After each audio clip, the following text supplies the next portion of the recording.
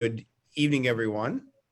Good evening, everyone. I'm State Senator Jamie Eldridge, and welcome to another edition of Uplifting Voices, my podcast, talking to activists, leaders of color in an environment where racial equity and racial justice is a greater focus, both at the state level, but all of our communities. And I'm so honored to have a constituent of mine, someone who's become a friend and an affordable housing activist, David Joyner from Southborough. So David, thank you so much for joining me. I've been wanting to have you on Uplifting Voices for quite a long time, since we met at one of the post-George Floyd rallies in Southborough, which I know you played a key role in. So great to see you. Thank you, Senator, and thank you for inviting me. It's a pleasure to be on here talking to you, and thank you for your leadership in this area. These are not easy times. These are challenging times, and certainly leadership is of key importance, and it's no small feat that you have been a leader in this area, as well as many others, as we'll chat about. But thank you for your leadership, and thank you for inviting me. Thank you. My pleasure. And I know that we met on the grounds in sort of downtown Southborough, telling an experience that your family went through in Southborough, which was very, very powerful. And you've lived in Southborough how long with your family? So over 30 years we've been living in this town, and in two different homes. Mm-hmm. And I know that you're part of a number of committees and efforts in Southborough, including around racial justice. Is that correct? Mostly so. My participation in Southborough has been, and this was after the peace vigil that you referred to. Mm-hmm. Prior to that, I was not involved in much of the sort of town governance and any of the committees or anything like that.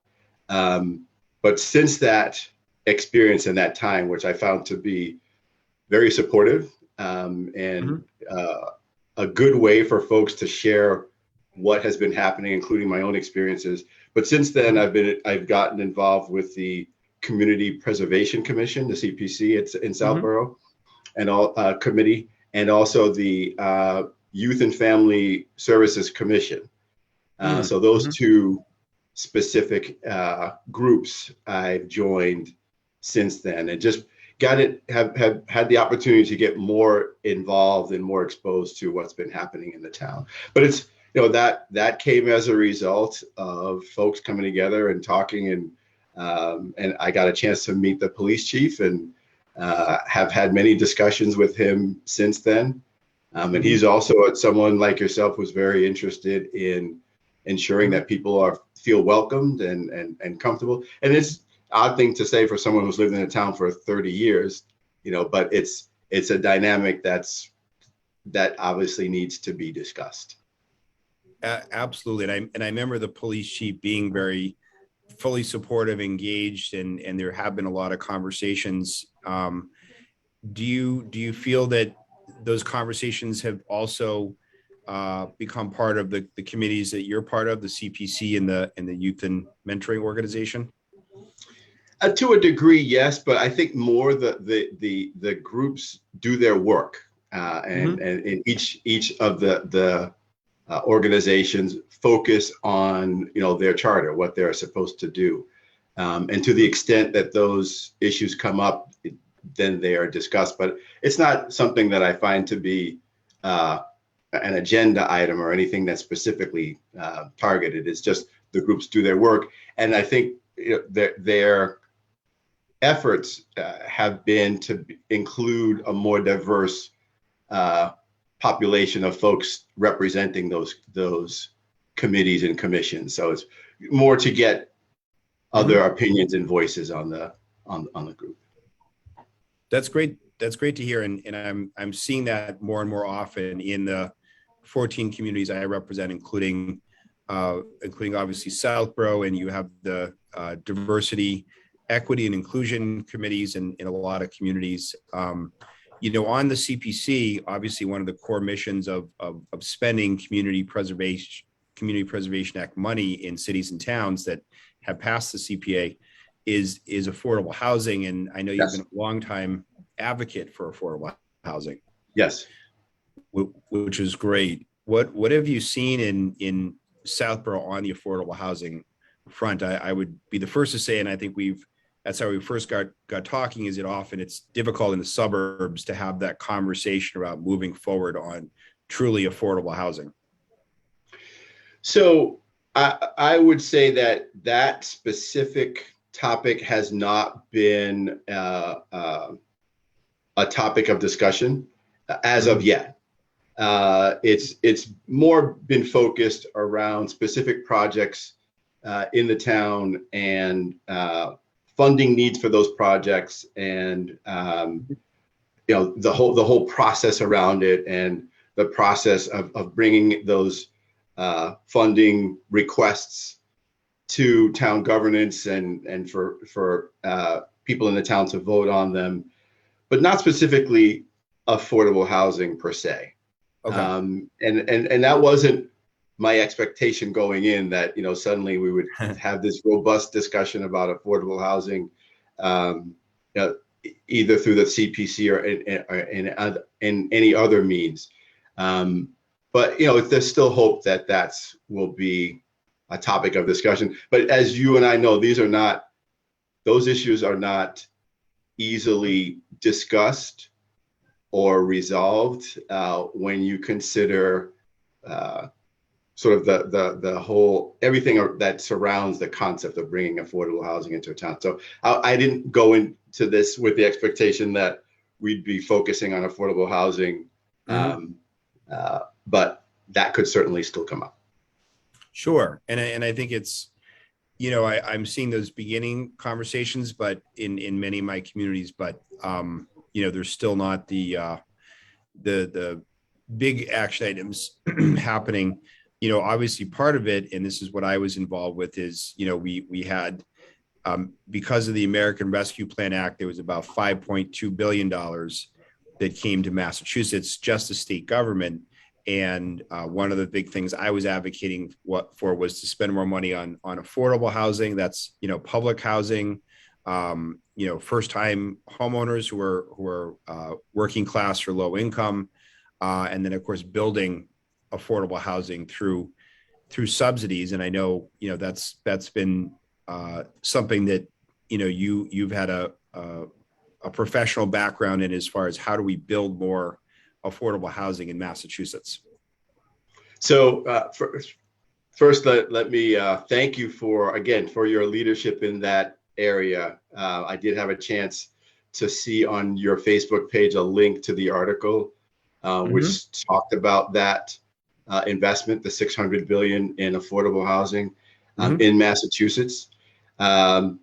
It's, for me personally, I've been involved in housing for 35 years or so. And the way I got involved in it was through a program by the Mass Housing Finance Agency at the time. They're now called Mass Housing. They developed a program in the mid to late 80s to increase minority participation specifically in property management of affordable housing. So their whole objective was, hey, many of the people who manage these developments, these affordable housing communities, don't reflect the sort of makeup of the residents. So this was an effort to bring more folks of color into that field. So that's how I got involved.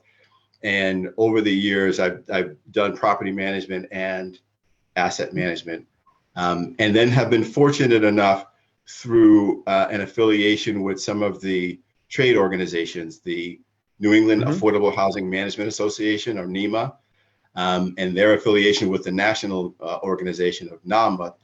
I've been fortunate enough to do some advocacy work for affordable housing at the national level and at the state level. And I had the pleasure to meet you at the State House a few years ago to specifically talk about this issue.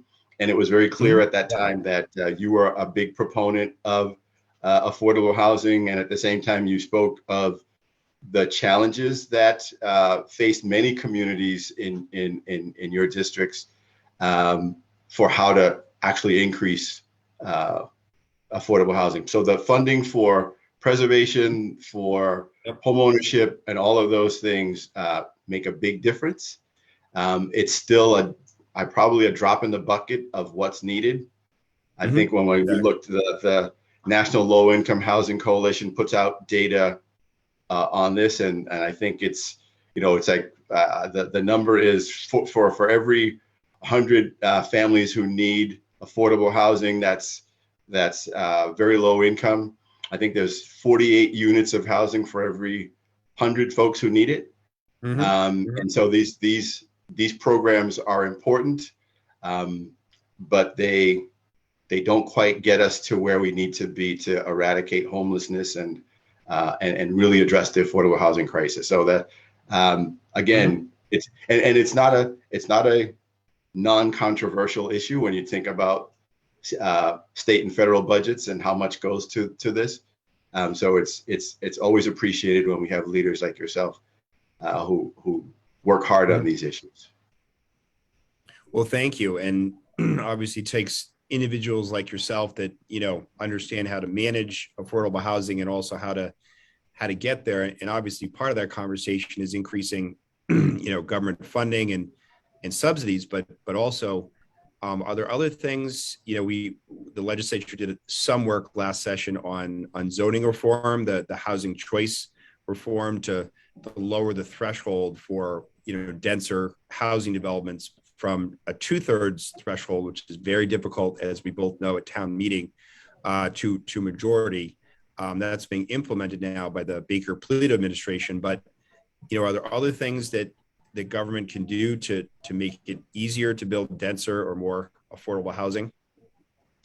So to answer that question, I'm gonna back up a bit and just kind of talk a little bit about my connection to affordable housing and why it's important. And this will be a long-winded way of answering your question, and I may not actually even get to the answer to your question. But the way I relate to this problem is personal. I grew up one of 5 boys raised by a single parent in the Bronx, New York. My mom worked a full-time job as a blood bank technician at Jacobi Hospital in the Bronx. And then she also worked a weekend job to bring in enough income to support our family.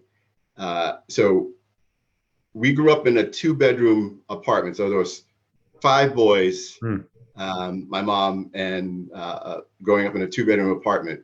And the way I describe it is my mom, we didn't grow up in affordable housing. We grew up in housing that my mom could afford. So there was no government subsidy attached to it. It was, hey, this is what we can afford. And at that time, my oldest brother had moved out. So there really was 4 boys and her.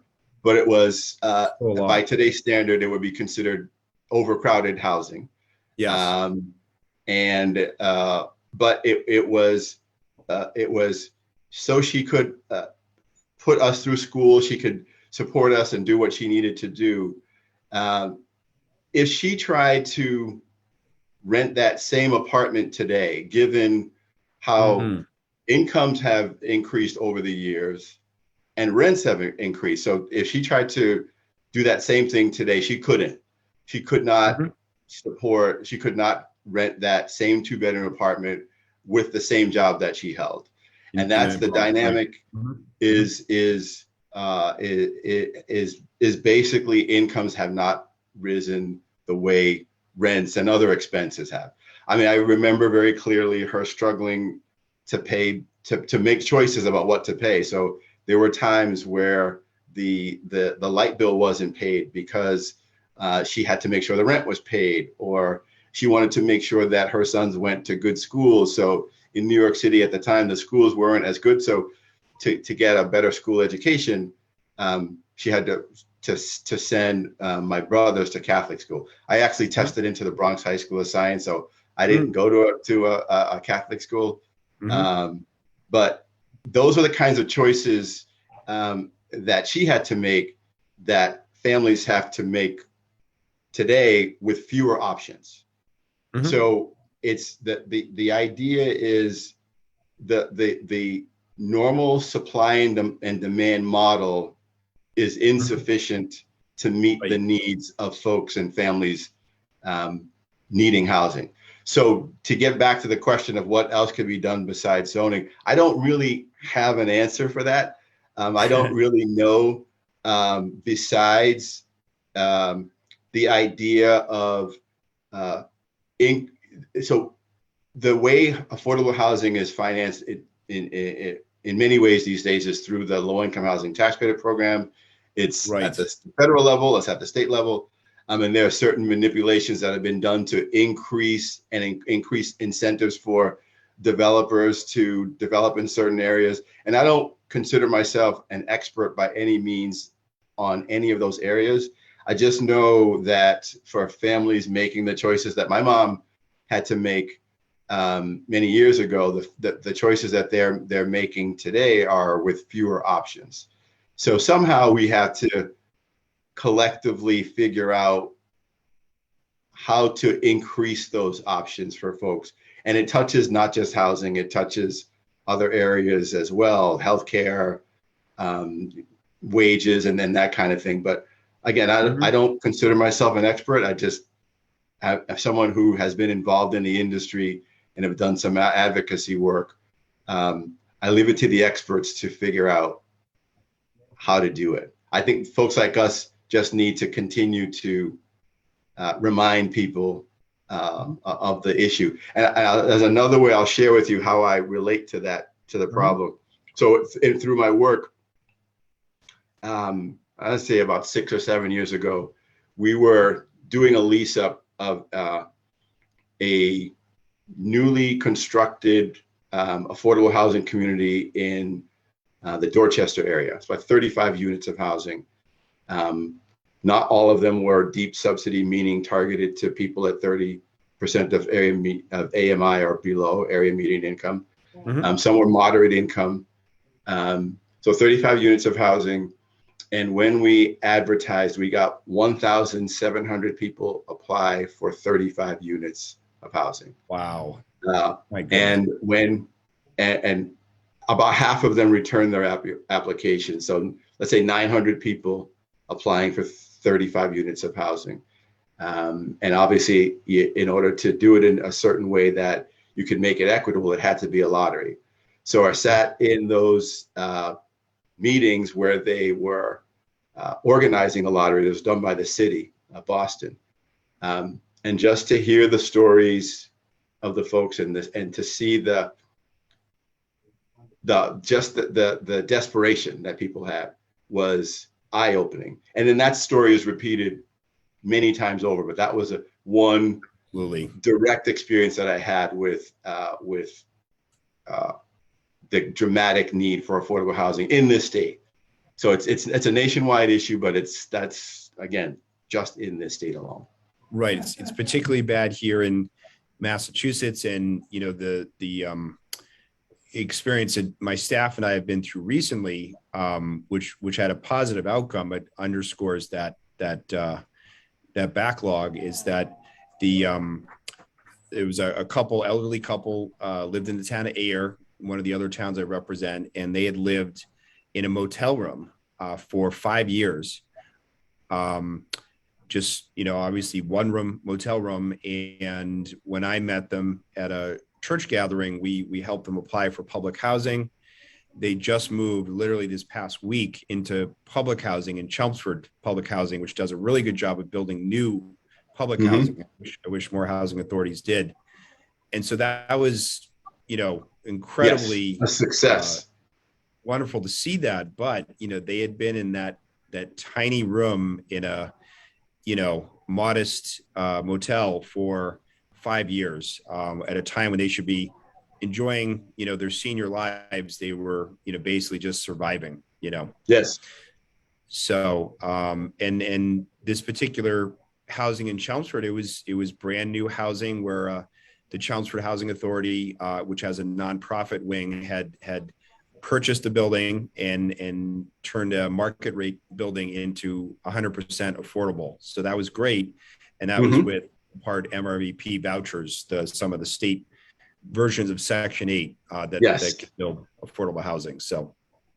Well, well, again, to your question about it, I think it's just we just need more of that. We need more, not just, but there's Right. not going to be one single silver bullet, but more of things like that to create opportunities for folks, because we know when you don't when you are housing challenged, it impacts so many parts of your life, Mhm. and it impacts your ability to thrive and get educated Mhm. and get a good job and build wealth, and all of those things. So if you don't start from a solid foundation, it puts you well behind the eight ball. So if that family had small children in that Yeah. 5 year period, um, those children would have been negatively impacted and again started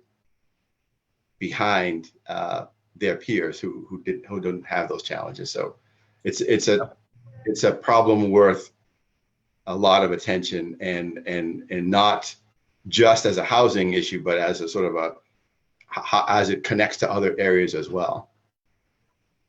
Absolutely. And I would, one of the things I try to highlight, and I grew up in Acton where whether it was, apartments or affordable housing or public housing is because there was housing for, working class residents, some low income residents that their kids were able to access a great public education system in the active Yes, Oxford School yes, District that yes. for a wide variety of reasons, you don't always get in, poor communities. And so, if every suburban community can do their part, it can really transform the lives of a lot of people that are less fortunate. So. Well, you're probably familiar with it, the zip code study where it talked Mhm. about, you know, what people's expected outcomes would be, sort of financially, socially, education, uh, all manner of being based on where you lived and what zip code. So it speaks to investment in many communities and underinvestment in other communities. So yeah, it's not an easy situation to solve. And then the concept of affordable housing. You and I spoke about this when we met at the State House. Affordable housing brings stigma Mhm. that is Sure. attached to it. So when people hear about it, the images that are conjured up are the historical sort of failures of public policy and low income housing, and in many cases public housing, Mhm. that failed years ago. Mhm. I think Sure. today a lot more is known about how to manage uh, these developments in a much better way. And I think there's Definitely. more investment in capital improvements and such. But in the years in which a lot of that housing failed, it acquired a stigma. And that stigma, it Mhm. also Yeah. includes concerns about crime and concerns about the uh, home values going down, and Sure. the sort of impact on schools and other sort of concerns that have been raised. And I think there's a number of stories and incidents of success where those things haven't materialized, and um, it's incumbent upon us in the industry to make sure that housing of that nature continues to be managed well, Mhm. and indistinguishable from the other housing that's in the neighborhood, so that it's it's not on Mhm. that basis that the housing gets rejected, as that's the sort of the concept. Absolutely. And I would say Massachusetts arguably has the most sophisticated, quasi-public housing agencies, including Yes. mass housing. Housing. Yes. We have among the most, public housing units of, compared to any similar states. So we're doing, better than most other states. I know when I went down to Rhode Island to speak to members of their housing committee in the legislature, Rhode Island doesn't do a bond bill for affordable housing, whereas we do a fairly bold, affordable housing bond bill every 5 years in Massachusetts. Yeah. Yes. So, and that's great. And bringing it back to the ARPA funding, which for those that have been perhaps watching some of the headlines, last night or today in the newspaper, so that the House and Senate, passed their different versions of ARPA. Each branch invested about $600 million in affordable housing, with some different approaches. Some of it was first-time home buyer, some of it was a little more focused on supportive housing.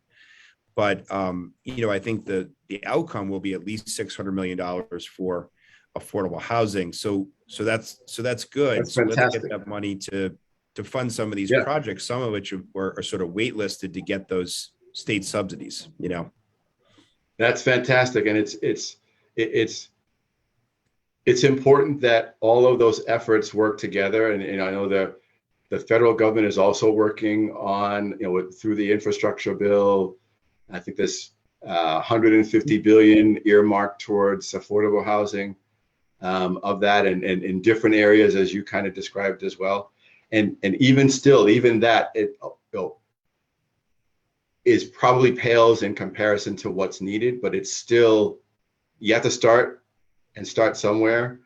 And over the years in many states, this area has been underinvested. And it's important to celebrate what you just described, what's happening in the state, and not think that our work is done, to continue to push for more and more, because it's a problem that I think this way, and I think many others do, that if the more people who are, have their safety, have their basic needs met, I'm not talking about, making millions of dollars, but being able to afford a place to live, and be also able to pay other expenses as well. So you're not paying an inordinate amount of your income towards rent or your mortgage. The more people do well, the better we do as a country, because our tax base is better. Our economy does better because people can afford more things, and just a simplistic way of looking at it and saying, if we meet basic needs, the more people who do okay, the better we are as a society. But it's not always been looked at that way. So I think it's important for us to celebrate what you just described, what's happening in the state, and try to expand that on a national level. And it's important that Congress is trying to do that, amidst some opposition, but it's important that folks who are on the forefront continue to go and speak to their representatives and let them know how important it is. So again, that's why I appreciate folks like yourself who not only listen, but take the time to explain what's happening and why what's happening is important. Well, no, thank you. And I think I appreciate you being on the Community Preservation Committee for Southborough. And I know you said that, there's a lot of other projects being discussed in Southborough, but I will say, the CPA, obviously part of, there's three main areas of investment. So it's, open space / recreation, historic preservation, and then affordable housing. Is that, that's a potential pot of money. I've seen that in, my hometown of Acton, where they were able to dedicate some money to build two, one a 30 and one a 40 unit affordable housing for seniors or people with disabilities. And so, the CPA does have that capability. Yes. A bill that I've filed this session, which has gotten a fair amount of attention, and I can't remember if we talked about it, but it's the HERO bill, Housing Environment Revenue Options. and it's a deeds excise fee. So, when someone buys their house, they have a very modest fee that they pay to the state to increase that, matching it up with what every other New England state has. And that would raise about $300 million of, continuous funding every year. 150 million would go to affordable housing, and then 150 million would go to climate resiliency projects. Awesome. So, yeah. And so, it's just the beginning of the conversation around that. But I do think, sometimes when I talk to constituents and they get, they say, well, where is the affordable housing being built for, for myself or for a loved one or for my parents? And, part of the explanation is that unless you have that continuous stream of funds, it's very difficult, as you know better than me, to package together, the tax credits and the state and federal subsidies to actually build affordable housing. Yes. And it's more challenging now, on the heels of the pandemic, the idea of construction costs increasing and supply chain challenges.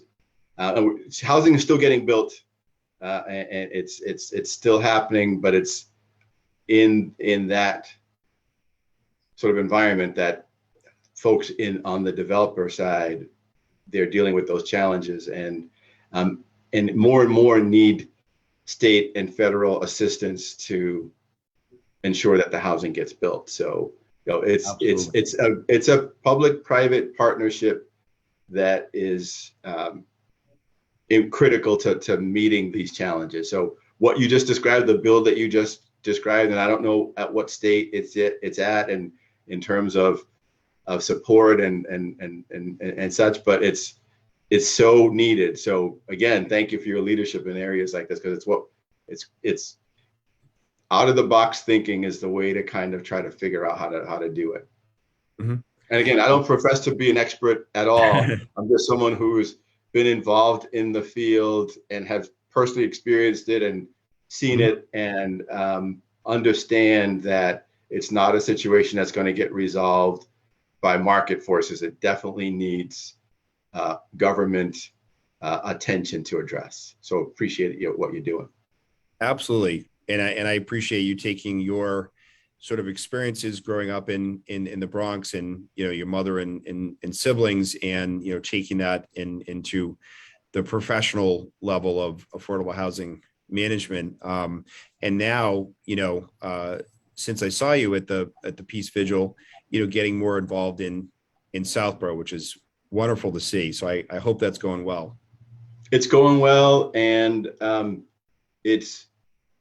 it was an intentional effort for people to reach out and involve folks like myself, and I think that's important to note, because prior to that point, we were talking about experiences that were not as positive. So it's important to point out when people try to make a difference and try to address the issue, and I can't underscore enough how much what the police chief is trying to do to address it even in a small way, to just be more accessible and welcoming. And he's invited folks like myself to come and chat with him a few times, and other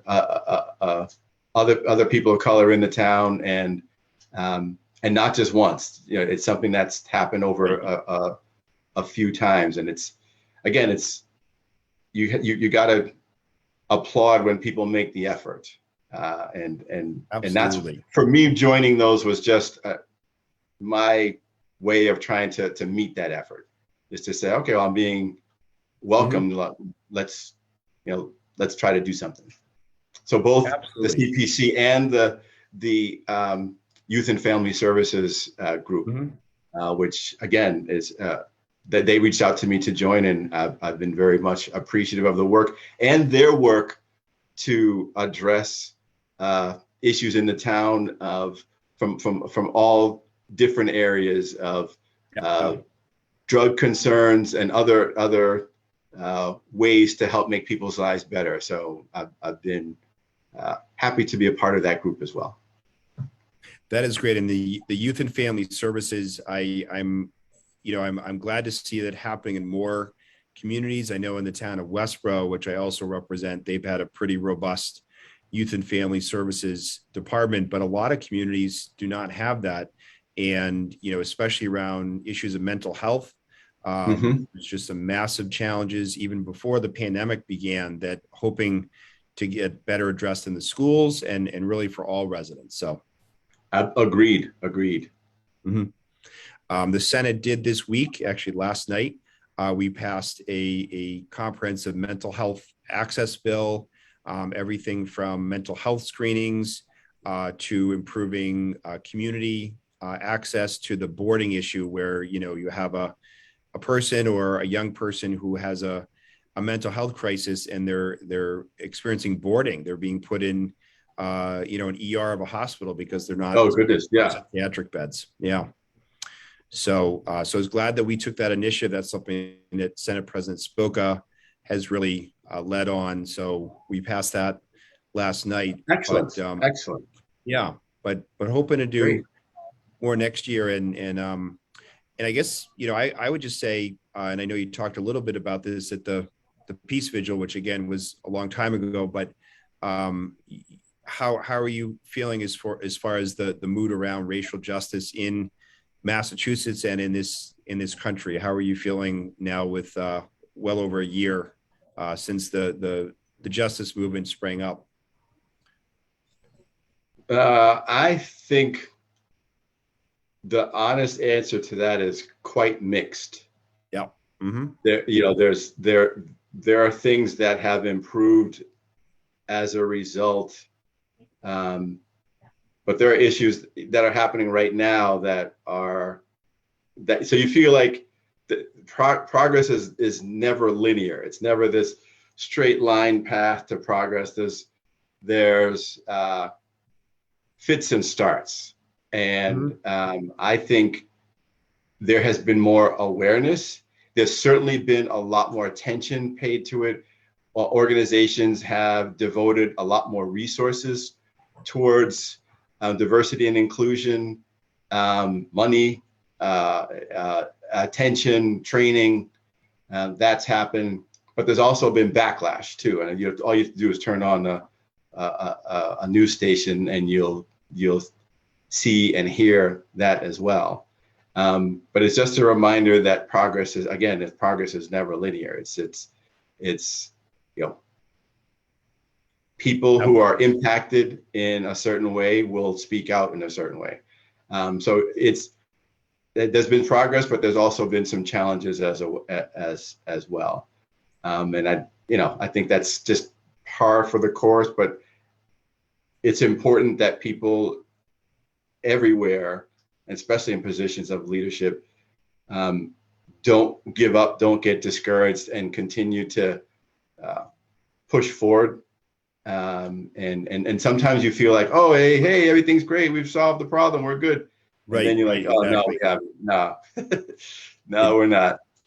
It is complex, and I know actually, and again, this is happening in every community, and I think sometimes in middle or upper middle class suburban communities, there's this assumption that racism doesn't happen or there's not discrimination. Nothing could be further from the truth. And actually, this Sunday, and I was invited by another Southborough constituent, but there is a vigil, this Sunday on the Common, I believe related to some attacks on a Muslim American family in Southborough and an Asian American family. So I'll be there on Sunday after hearing about it from another constituent. So, well, I'll see you there because I'll be there. I was thinking you'd be there. Yep. Yeah. Yep. I think again because it's important that we continue to discuss and not feel like the underlying conditions have all been solved. So therefore, there is, just peace and harmony. I think we just have to understand that it's a constant issue, and it may just materialize in different ways. But I think if we have we're all in this together approach, it will work to our eventual benefit. So yeah, so to answer your question, yeah, progress in some areas, and Yep. the incident you described shows that there's still work to be done. For sure. Absolutely. Absolutely. Well, I thank you so much for your doing your part in Southborough, as well as obviously sort of statewide and really nationwide with your affordable housing work. And again, been hoping to have you on Uplifting Voices for many months now. So glad you could join me tonight. Thank you. Well, before, because it sounds like we're wrapping up, but before we wrap up, I Yes. do want to put in a plug for another organization that I'm involved with.